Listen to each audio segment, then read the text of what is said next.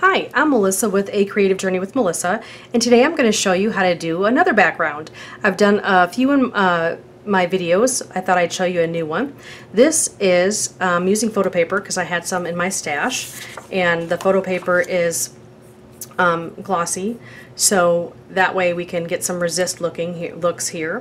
What I did was I used the Adirondack Earth Tones red pepper, and I used my applicator, which you could use like a makeup sponge or cotton or whatever you'd like, and I just put it on there, and then I let it dry for a little bit, a few seconds, because alcohol ink usually dries pretty quick, and then I sprayed some alcohol back on there, and this is the result we got. Okay, so I'm going to show you real quick how to do this. Again, make sure that you do not, you can use gloves, which I don't, because I don't normally work well with gloves, but I would suggest that you do not put any paper or anything that you want to keep away from acid or whatever directly on this. So I would suggest whatever item you use, if you're going to use this as a background or just decoration or whatever, make sure that you put something in between this and whatever your object is. So make sure you put it on some paper or something like that, because you don't want it to be resting right on there. I don't know exactly whether or not it would cause any reaction. Okay,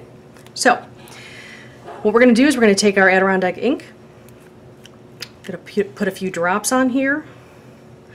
No real exact way of how to do it, just put some here,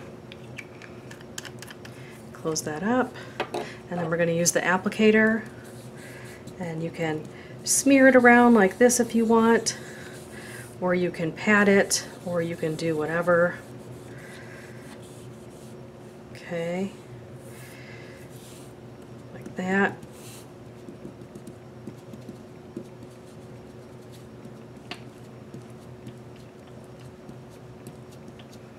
Okay, so that's that.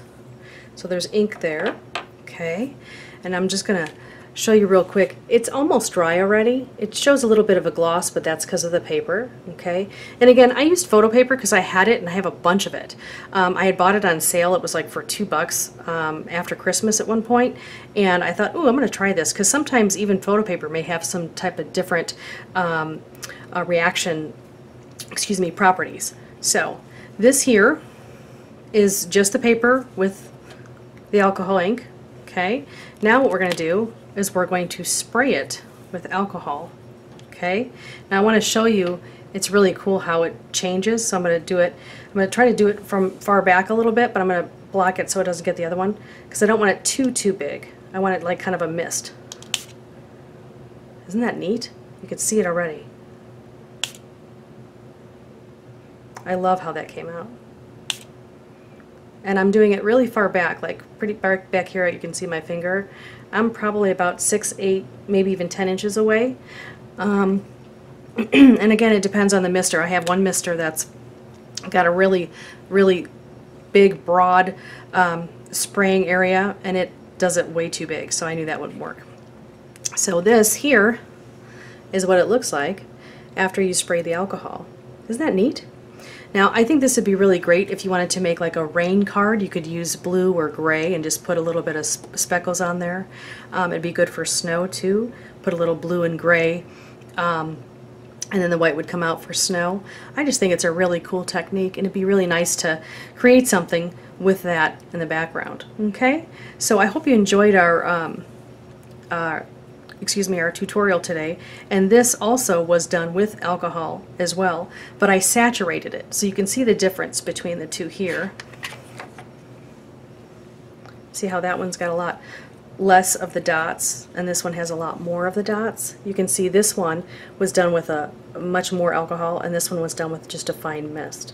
So I really hope you enjoyed this, and please be sure to subscribe to our YouTube channel and our blog.